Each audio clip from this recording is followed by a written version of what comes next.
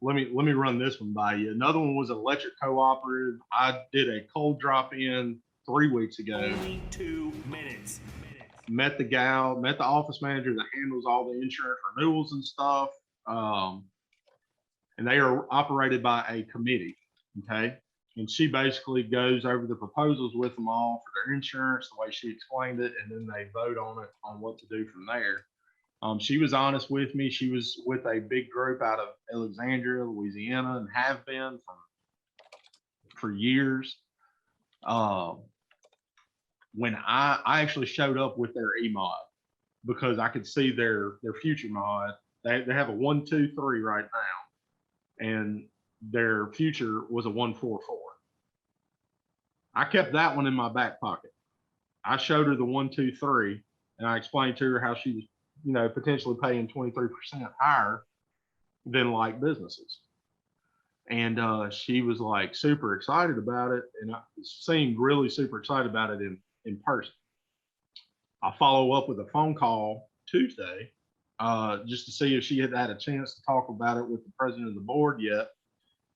Like she had told me it, and she was like, yeah, we have, we're just going to stay where we're at, blah, blah, blah, blah, blah. And I'm like, okay, well, would it make it easier if I show you on paper how it's going to affect your bottom dollar? And she like completely just blew me off. Every rebuttal I had, she kept blowing me off and was like, we really just wish you'd come back next year and all this. And so finally I dropped the bomb. I said, Miss Jennifer, look, I understand what you're saying, but I think that this is the time now because they renew January 1. Yeah. I was like, this is the time now where we really need to be looking at this. I said, because your future experience modifier is going up even more. And She was like, well, how do you know that? I said, well, it's the same report I can pull and got your already one, your finalized one. And she said, well, can you tell me how much higher it's going?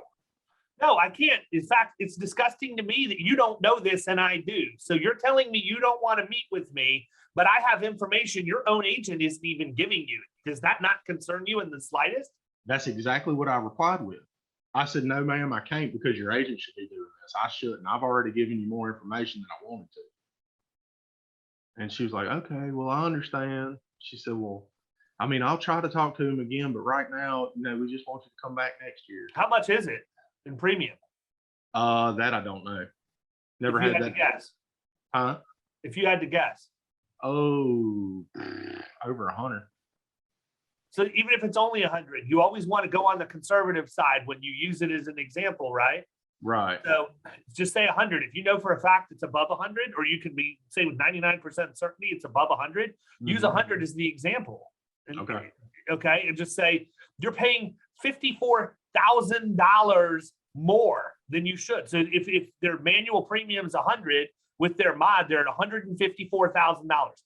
You're paying $54,000 a year more, at least $54,000 a year more than the average company in your industry. Not even talking about what your minimum mod could be.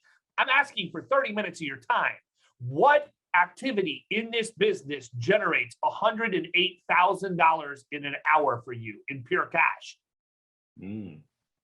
I'm asking for 30 minutes of your time to show you how to get $54,000 off of your workers' comp. If you can't devote 30 minutes of your time for me to save you $54,000, it has to be because you're making $108,000 or more an hour. Yeah, when you put it like that. Would it be ridiculous for me to ask for 30 minutes of your time with you knowing that information? Yeah. No, it wouldn't. They have no idea because it doesn't hurt yet.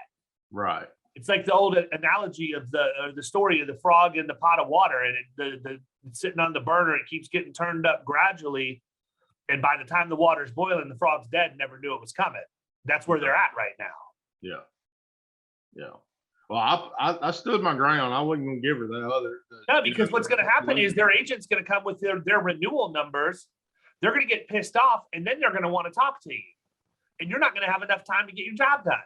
No. You need to lay that out. Say, look, I understand you don't want me to come back till next year, but I think, You could also take a comical route if you want to say, well, technically your policy renews 1/1, which is next year.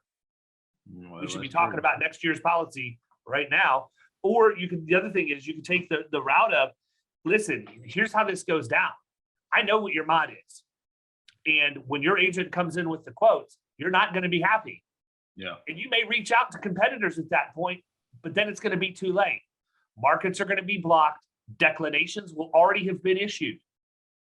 Okay, that's an important thing to let them know. A lot of insureds don't realize that when their agent goes to the marketplace and a carrier declines coverage or declines to quote, they will not open that for another agent. Once it's declined, it's declined. right. You as an agent have to go in and show a material difference in your submission, like a class code error or a massive payroll error or whatever else, in order to get an underwriter to reopen it. And even then, you got about a 50% chance of getting them to do that. Right. But I've been there. So But you need that's the kind of stuff you need to lay out for people, because Okay. they don't understand what their reputation is in the marketplace. yeah. Say, listen, I understand what you're saying, but I don't know that your reputation in the insurance marketplace can last another year. Mhm. What happens if this year, like, what does your current year loss runs look like? We only know what the mod looks like for the next year. I can actually project your 2022 mod or 2023 mod right now. Yeah. We're not working towards 2022. We're working towards 2024 and beyond.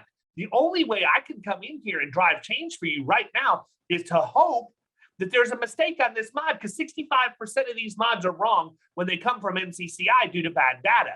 My only hope is that I can come in, use my software to audit your mod and find a mistake and be able to recover some money, put that back in your business immediately, get the future mod adjusted down so that you're not going to be paying more than you should going into 2022, and then begin to put the programs in place to drive the change that will keep these things that have forced your mod up from happening in the future. But if we did nothing at all for 2022, and I can't do anything for 2023 because that's the year you're in right now, and Right. what you've done, you've already done, we're looking at a bare minimum 2024 for me to be able to come in. But if I wait till next year, that changes to 2025.